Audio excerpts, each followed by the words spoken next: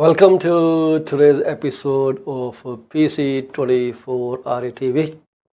Today we'd like to talk again about residential tenancies and problems. But before we go there, I would like you to watch this video that is doing tons of rounds these days. Here is it.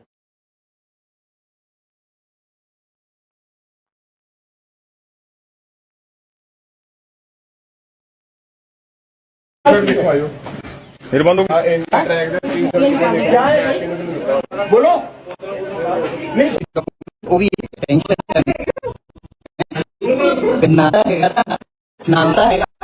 3500 the record ਵੀਰੇ ਜਰੂਰ ਪੁੱਛਿਓ। ਹਾਂ ਵੀ ਇੱਥੇ ਇੱਕ party ਰਹਿੰਦੀ ਸੀਗੀ, ਸਾਡੇ ਉਹ brother ਹੀ ਲੱਗਦੇ ਨੇ, ਉਹ ਬਾਹਰ ਸੌਂਦੇ ਸੀ। ਅਸੀਂ 5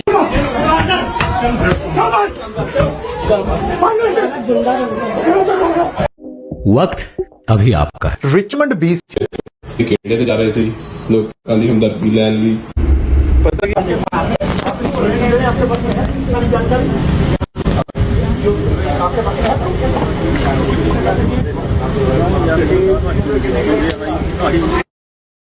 So, as you can see, there have been multiple incidences where the tenants are fighting with the landlords and the landlords are fighting with the tenants.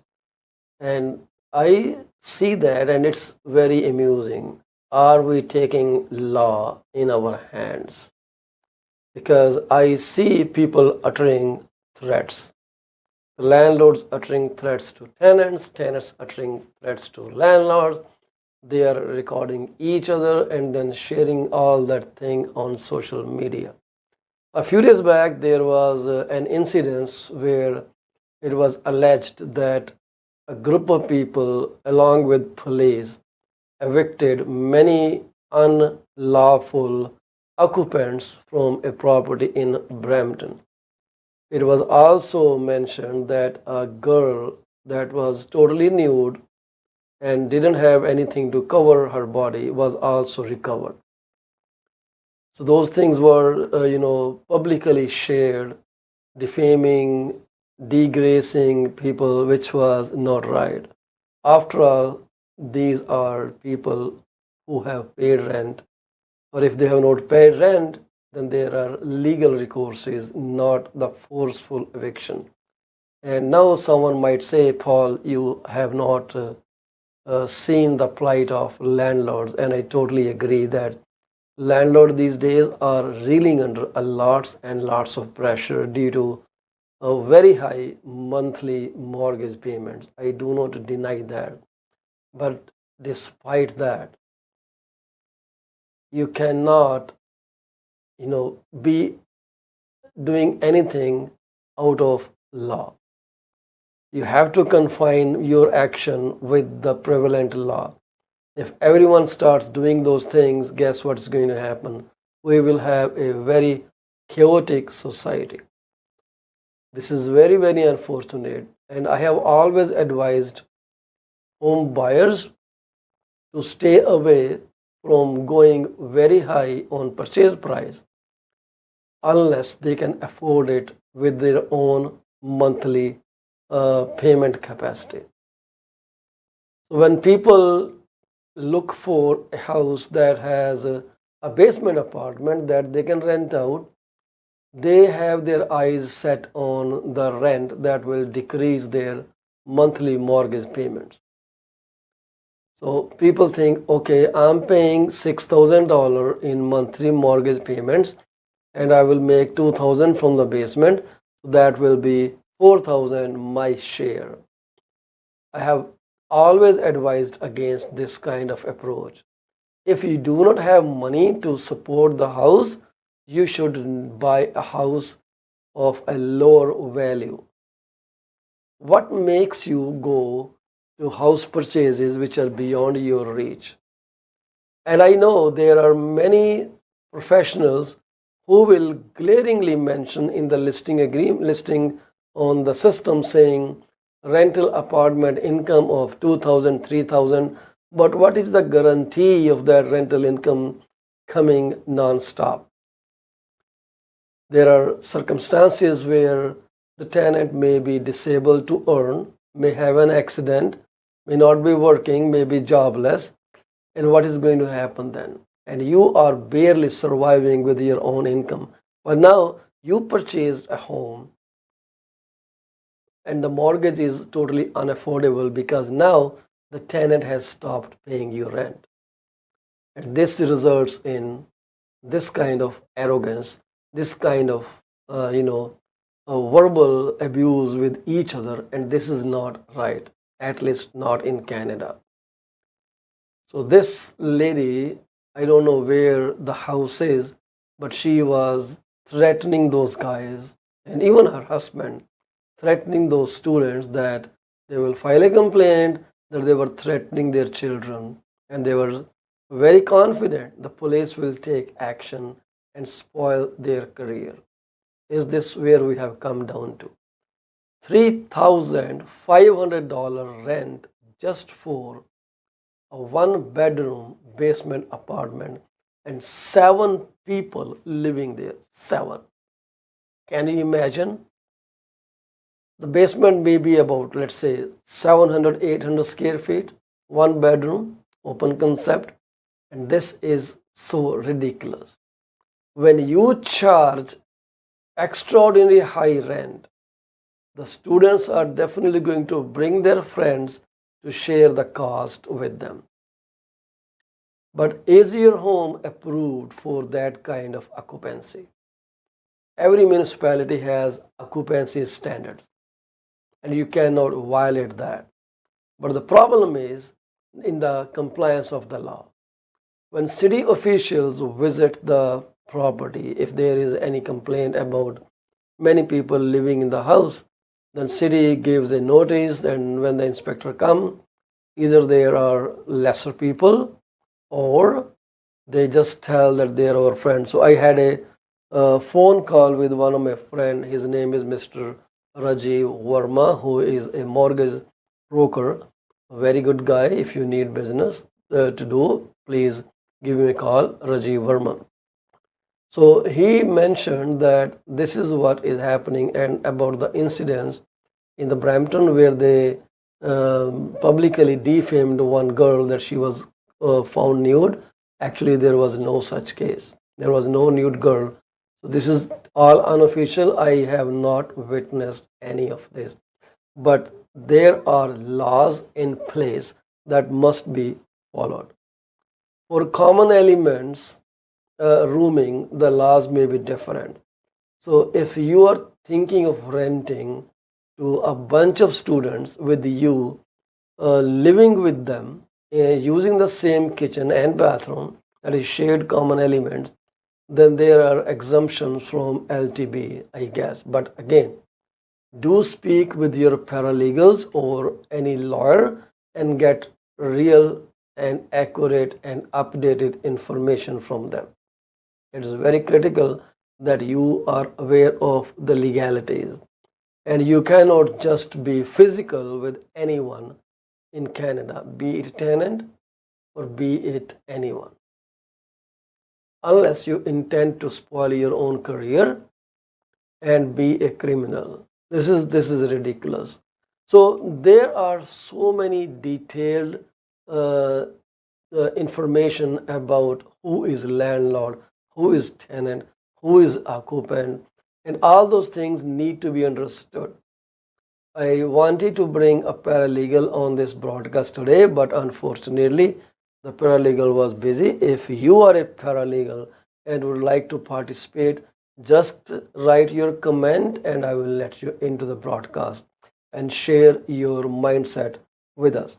Like I said, I am not a paralegal, so all my opinions are totally based on my personal experience or whatever I researched from the system. So this is where we are. So legalities about landlord and tenant act are very, very important to know. So people, when they become greedy, and greediness is a curse that has been said since ages. It's not something that I am saying today. People have said that again and again. Thank you very much, Matt, for joining. So the problem is the greed of making more money. Why? Because the landlords are paying more money to hold the house. I know that. Recently, one of my client, actually my close friend these days, and they have been renting for a long time, 9 years now. After they sold their house, they could never afford to buy a second house. So their landlord suddenly wanted to increase the rent by $1,000. But then he came down to an increase of $600. And this guy, a very simple, down to earth, totally lack of internet knowledge and online knowledge, very simple family. They were scared like anything. So he called me and I told him, A, nobody can increase your rent by that much amount. It has to be 2.5%. That's it. But not every property is exempt from increasing the rent the way they want. There are properties that were built after November 15, 2018 that do not fall under rent control guidelines. Recently, we saw an example where sisters complained that their landlord increased the payment, the rental amount by $7,000. So from $2,500, the new rent that was demanded was $9,500. And they knew little about this building, that this was built after November 15, 2018. Those buildings are not covered under LTB or the rent control guidelines. They can charge whatever they want. So you need to be very aware of where you are heading to. This is when you need to hire a professional who can help you secure a rental property with the right clauses in it. So now, coming back to the definition of what a landlord is, and I was looking up online, and the definition was very extensive. For them, the landlord meant anyone who is in control of leasing out the property, setting the guidelines and expectations, and collecting rent. It does not have to be the person on the title. How cool is that? It could be a corporation. You know, when these days many condo builders are saying guaranteed rent for so many years, they have a company that takes the task of renting out your units and just giving you the money after deducting their cost. So now they become technically the landlord. I will read out this definition of landlord from the Tribunals Ontario Landlord and Tenant Board publication, and the title is Landlords, Tenants, Occupants and Residential Tenancies, who they are, interpretation guideline number 21. So subsection 2 para 1 of the RTA Residential Tenancy Act contains the following definition of the landlord, and this is what it is. A landlord is the owner of a rental unit or any other person who permits occupancy of a rental unit, other than a tenant who occupies a rental unit in a residential complex and who permits another person to also occupy the unit or any part of the unit. So it is not that person, it is the person who is the owner or any other person who permits the occupancy of a rental unit other than a tenant who occupies a rental unit in a residential complex and who permits another person to also occupy the unit or any part of the unit. The heirs, the assigns, personal representatives, and successors in title of a person referred to in clause A and C. A person other than a tenant occupying a rental unit in a residential complex who is entitled to possession of the residential complex and who attempts to enforce any of the rights of a landlord under a tenancy agreement or this act, including the right to collect rent, where the RTA states that the landlord includes certain persons, indicates that the definition in the RTA is not intended to be exhaustive. That means there can be more explanation of the word landlord. So it is pretty long definition. So depending upon the specific facts, the registered owner of a residential complex and the property manager with the authority to rent units and responsibility for the day-to-day operations may be both the landlords as defined by RTA. Any person or corporation meeting the definition of landlord is entitled to exercise the rights given to landlords under RTA, including the right to give a tenant a notice of termination and file an application with the landlord and tenant board. An application filed with LTB can name one or all of the landlords of the rental unit. So this is a detailed definition of the landlord. Then there are tenants. Who are the tenants? Tenants include a person who pays rent in return for the right to occupy a rental unit and includes the tenant's heirs, assigns, and personal representatives. But tenant does not include a person who has the right to occupy a rental unit by virtue of being a co-owner of the residential complex in which the residential unit is located, or a shareholder of a corporation that owns the residential complex. So they are not the tenant. So this is too large a definition. And then the spouse. Spouse can just be an occupant, not a tenant. Let's say one of the spouse is not on the lease and that spouse is just an occupant. If the main or the principal tenant dies, the spouse can be termed as a tenant later on. So, and then there are occupants and roommates, occupants who occupy the property. And this is a roommate is like a person who, like an occupant, shares a room. So there is no definition of roommate in the Residential Tenancy Act. So anyone can live with the tenant. This is so bizarre. So I would suggest you go through this definition. This is pretty exhaustive and a long list. The problem is the landlord and tenant board cannot address, even the municipalities cannot address the unauthorized occupants issue with the properties, where landlords are suffering too much with non-payment of rent in arrears, and they are waiting and waiting, but the tenants keep denying payment, and you can file your complaint with LTB, but there are no recourses. When there is judgment in any, let's say, circumstance, someone can always challenge that in a superior court, and then you know what, the guy stays for free for a long time. So this is how things are governed.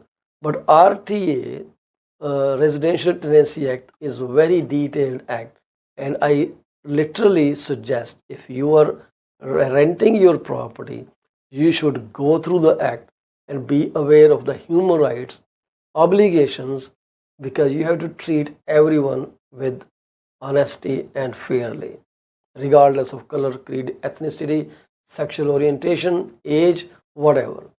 So if you are a landlord You do not want to get triggered into any of these human rights violation which takes precedence over any other right. So be very careful about that. So there are different rules for rooming houses where there are common elements that people are cooking and some portion of the property is occupied by the landlord or is under different ownership, and those people can come and go anytime, but then there is shared. So there are still eviction rules that apply. There is no force needed to evict people. I intend to bring some paralegal on this platform to talk more in detail about how all these cases should be handled and you be a better landlord or a better tenant. As a tenant, whether you are a student, whether you are a family, you do not have a right to damage the property. Damaging the property can cause immediate eviction. And so you cannot even furnish wrong information. If you are employed, you have to give your detailed information and your credential.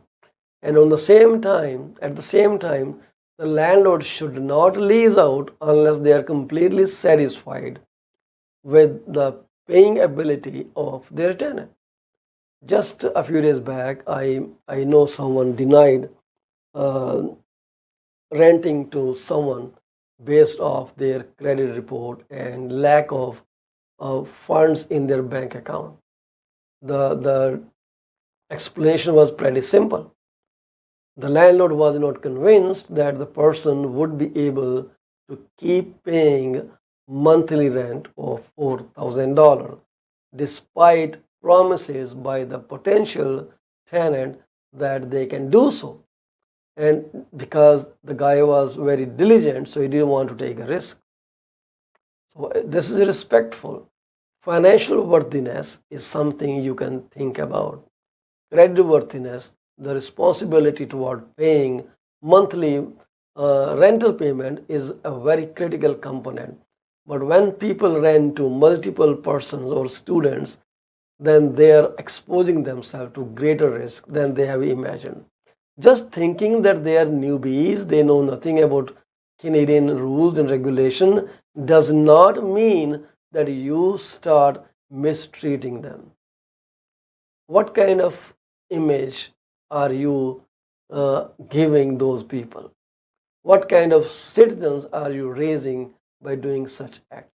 It's really important that you treat people with respect, even if they are newcomers or they know nothing about law. It is your responsibility to make sure they understand it.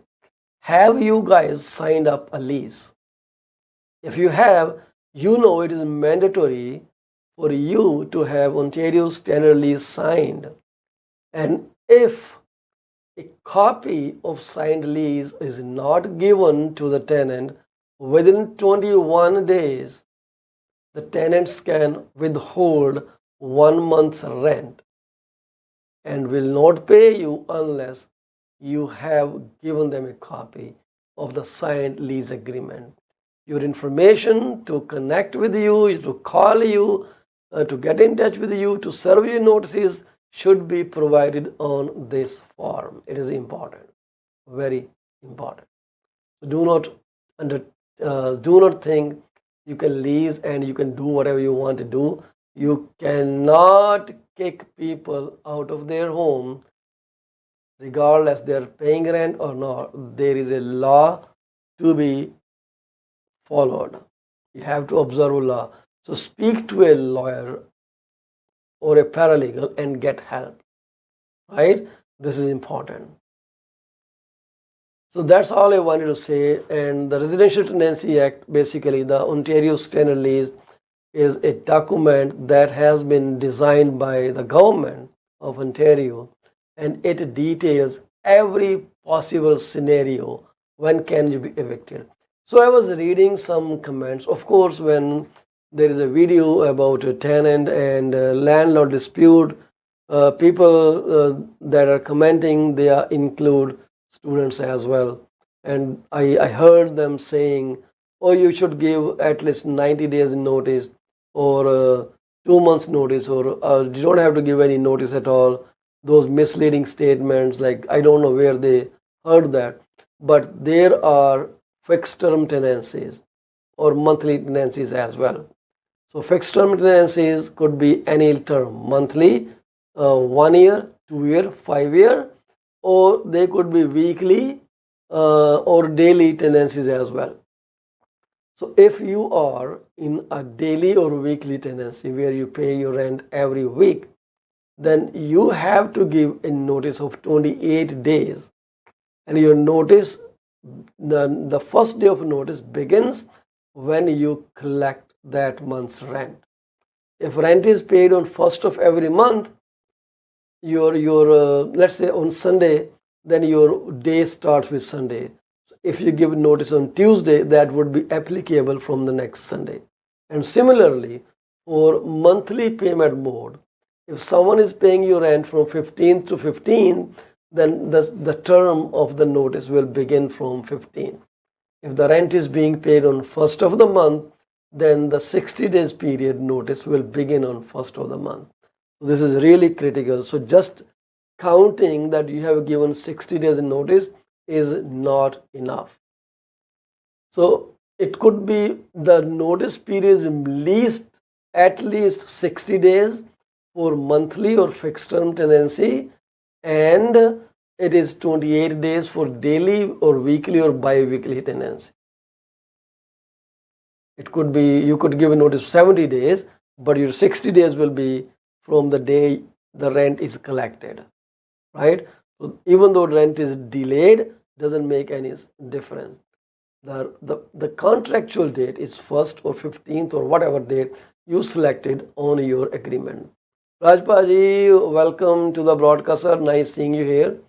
So the other day when I ran that live video, oh my God, what a chaos it was. And I'm glad that I stopped doing it.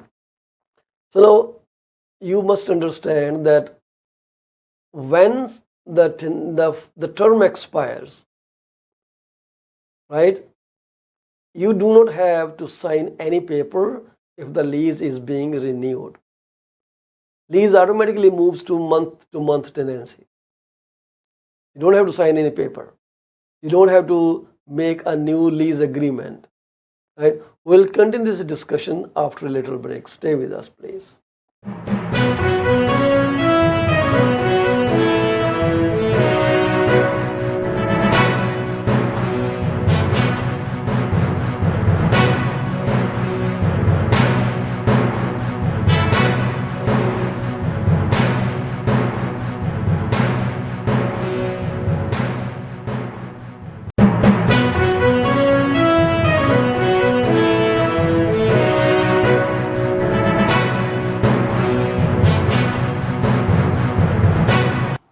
Are you thinking of selling your home? You are covered. From my experience of 14 plus years in the real estate industry, this is what I have come to know. There are 3 major concerns that any home seller would want their realtor to answer. Number 1, how much is their home worth? Number 2, how long will it take to sell their house? And number 3, what will the agent do to make it sell? I have answers to all these questions. To schedule your one-on-one appointment, call me at 647-424-0358. Once again, Paul Chima, broker with Remax Prime Properties. My phone number to call is 647-424-0358. Call me now and get moving.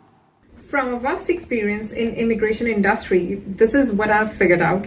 Clients want to know if their application is submitted in a timely fashion, what a representative can do to serve best interest of their client. Clients are informed on a regular basis about the progress of their application. We deliver what we promise. My phone number is 647-465-8894, or reach me out at 639 998 1992.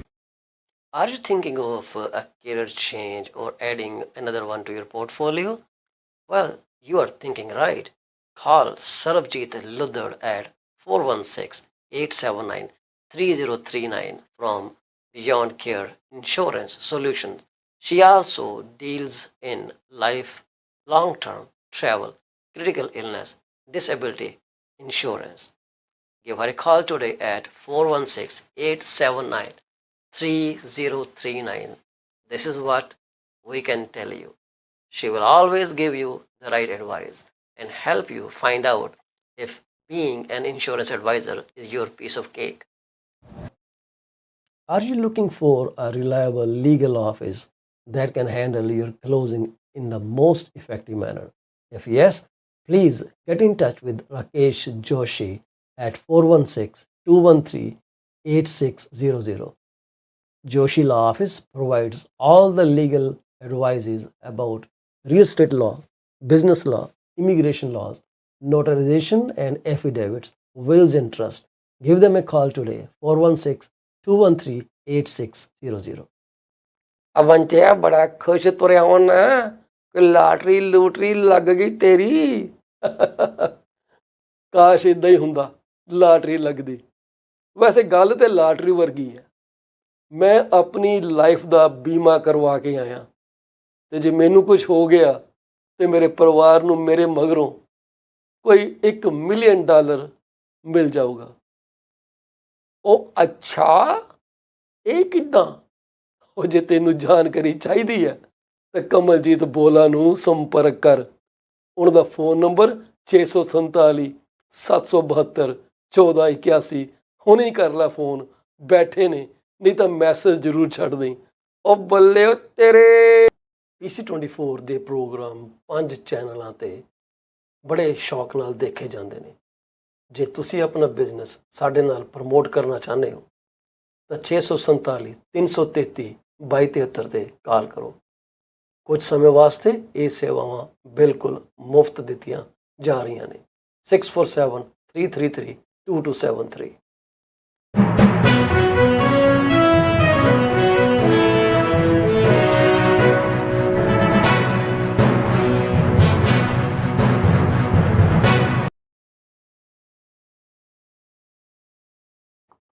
Welcome to the remaining broadcast of PC24 RETV. So we were talking about the Residential Tenancy Act.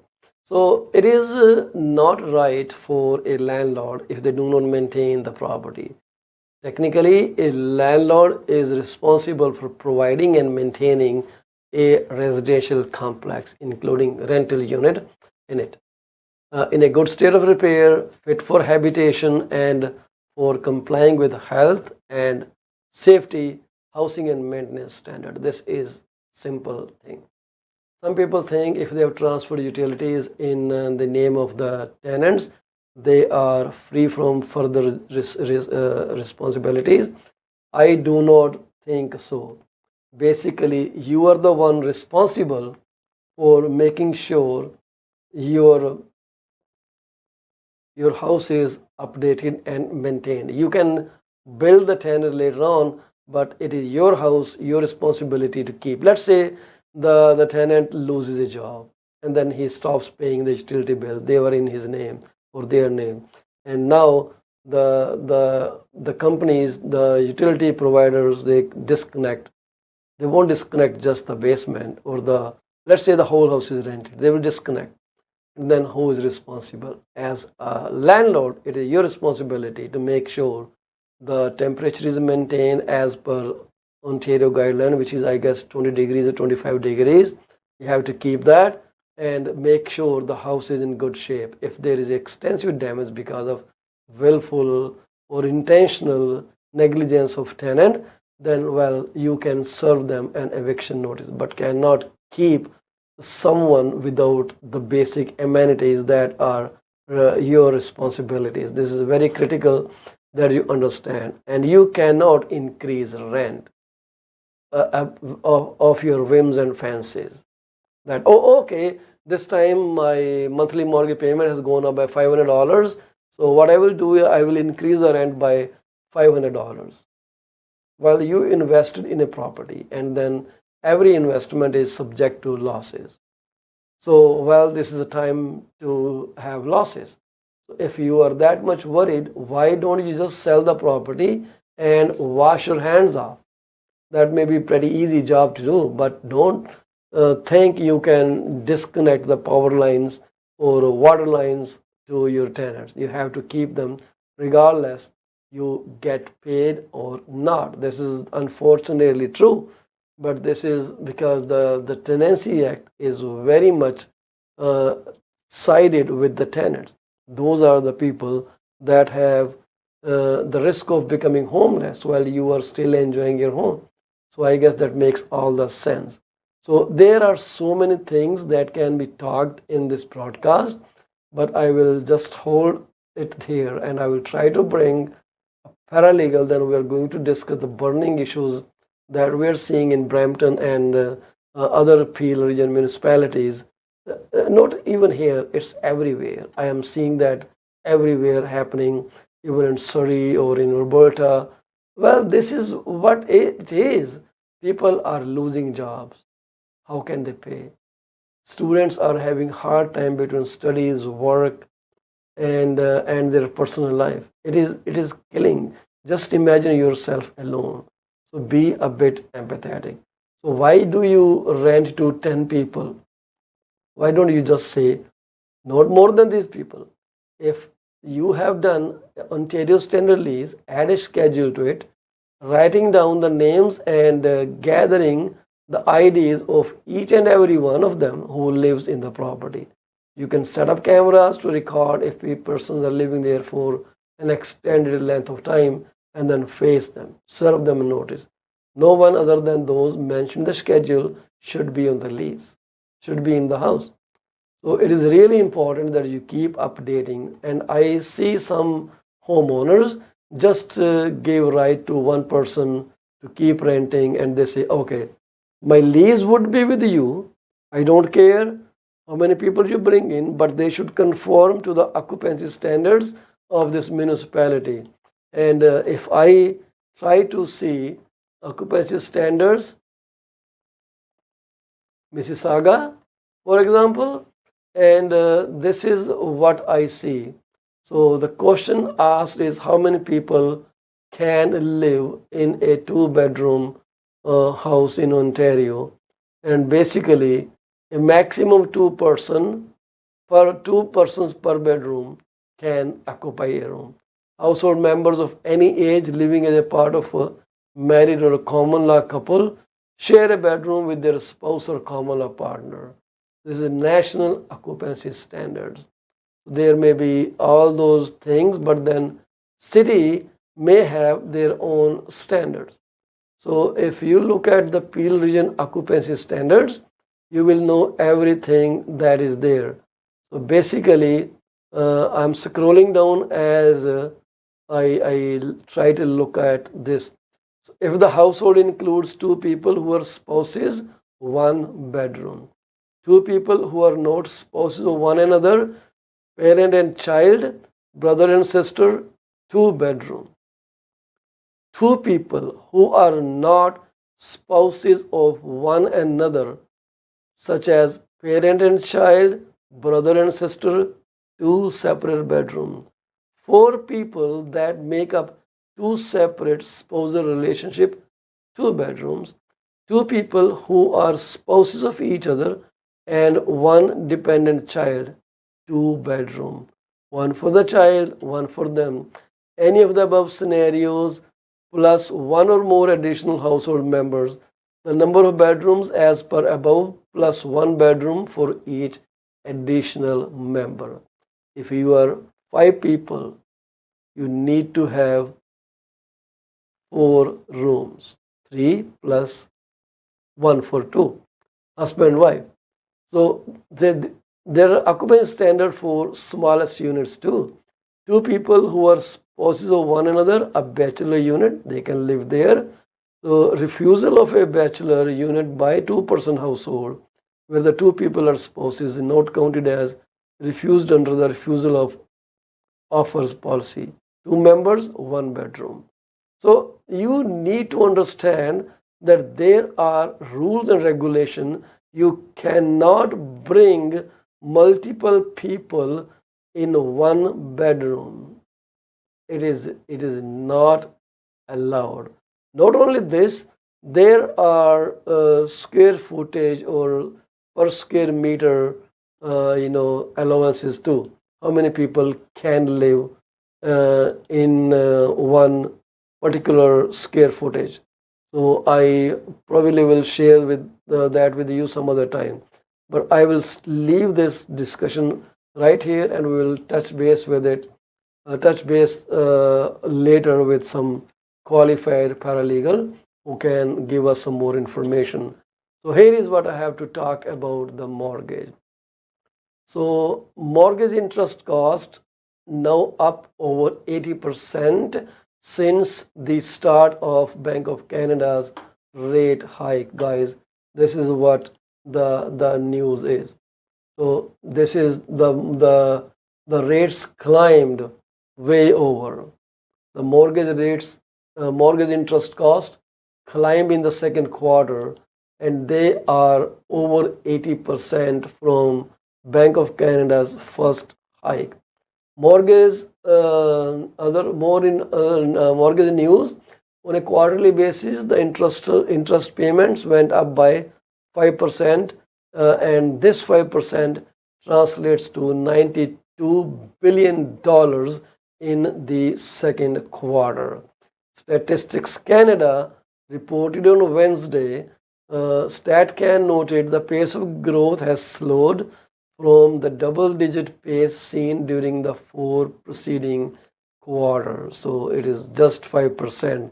It could have been double digits, but it's not. That's slowing down of the economy. So this data was released as part of the agency's quarter 2 national balance sheet and financial flow accounts. These figures represent the increase in interest cost in dollar terms, which is different from Stat Canada's per capita measure included in the monthly inflation data, which is up 30% year over year. Mortgage borrowing falls to 18-year low. Well, yes. Basically, it says overall the household borrowing cost fell to its lowest level since 2020 and the second lowest level since 2003. Households borrowed $17.1 billion in funds in second quarter, extending the trend of slower borrowing demand seen over the past 3 quarters. The slowdown was driven by a marked slowdown in demand for mortgage loans, which fell to its lowest point since 2005 as per Statistics Canada. Demand for mortgage fell amid banks' 2 rate hikes in June and July. So those were the major trigger points which slowed down the mortgage borrowing. So it fell to 18 years low, lowest level since 2020 and second lowest level since 2003. So people had income gains, and that kind of offset some of the debt service costs. But I still see people reeling under stress at being unable to make their payments or going for private funding, paying extra interest, and even defaulting on their home insurances.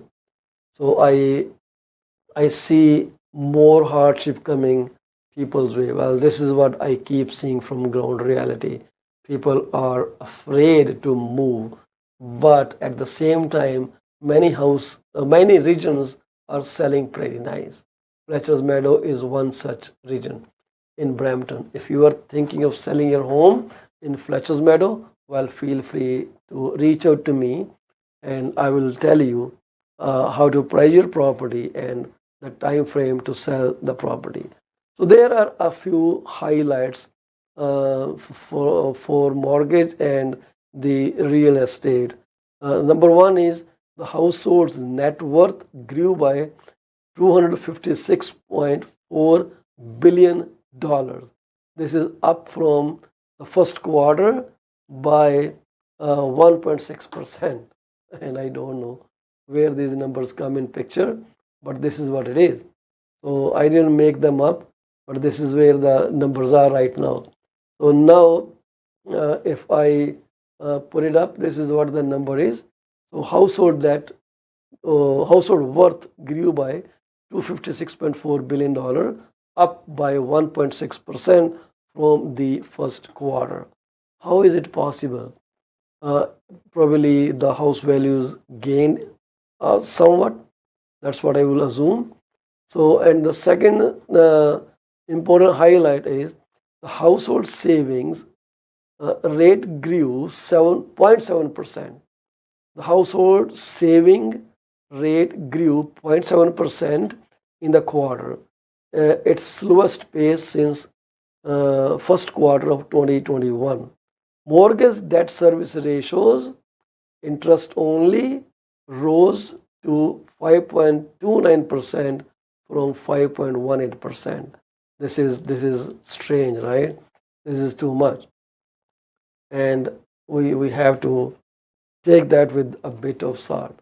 So mortgage debt service ratio, I will change it to DSR so I can complete the whole word here. Rose to 5.18%. That's what it is. And debt payments went up 2% quarter over quarter, or 16% from the last year.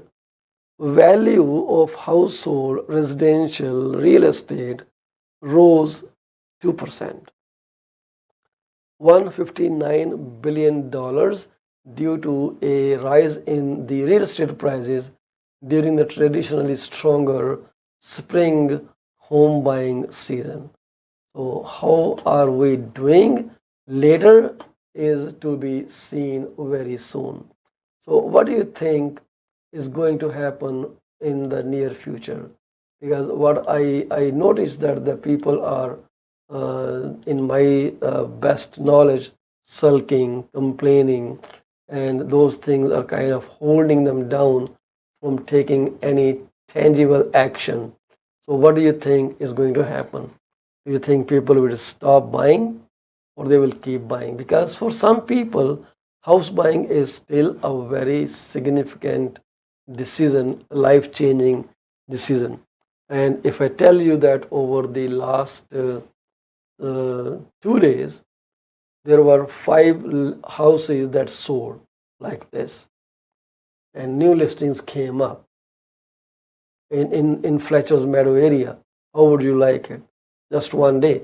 And I have not opened my MLS system yet, but if I open next time, you will be amazed to see how the things go about these housing statistics. They are pretty interesting and worth noticing. The houses are selling regardless of where the inflation is. Someone always sees more value in buying their roof than all this negativity around them. They just don't focus on what's going on in the market. All they see is, well, this is good, I got a house. Many people have purchased their houses in the recent month, right? So you have to be careful about the negative news. Negative news means just negative news, and it's not going to help you gain anything at all. You need to be very strongly inclined. So we have Jasleen Paralegal Services, who works in Brampton, and she is a notary public and commissioner of oaths and affidavits.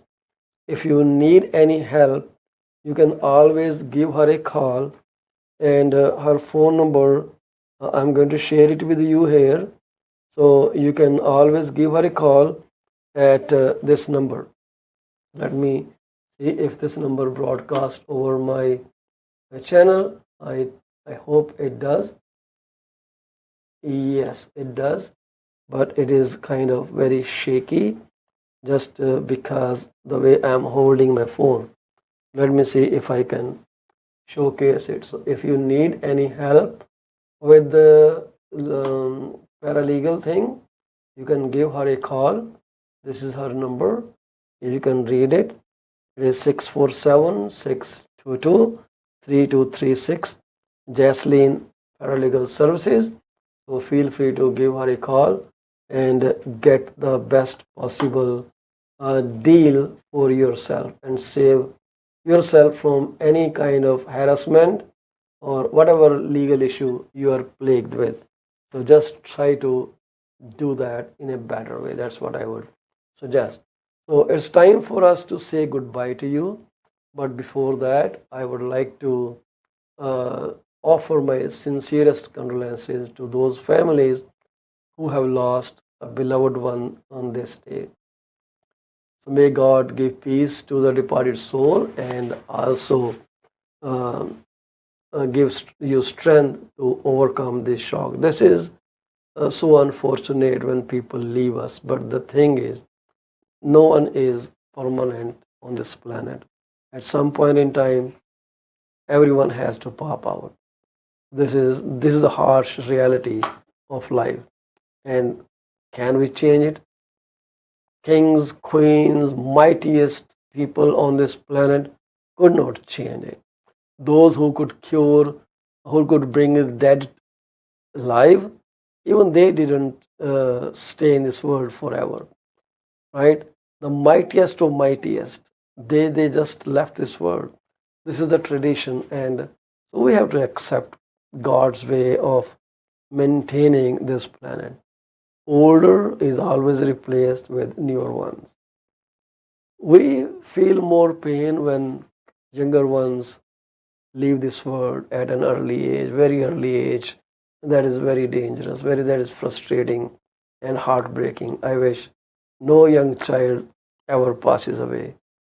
So older people like me, you never know when we will just say bye or may not even get a chance to say bye to this beautiful world out there.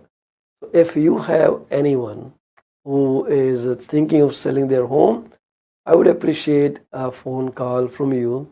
My phone number to call is 647-424-0358. You can also give me a shout at 647-333-2273, and I would love to help to my best abilities. And we offer guaranteed sale. If you are stuck in a situation where you need to buy next home, but you are worried if your house will sell or not, then we can offer you an easy solution. We can buy your house for cash and help you make your next jump. So feel free to give us a call, 647-333-2273, 647-424-0358. I look forward to speaking with you very soon. Thank you very much. We'll see you tomorrow at 6:30 or 7:30 p.m. So enjoy your beautiful Wednesday. Bye-bye.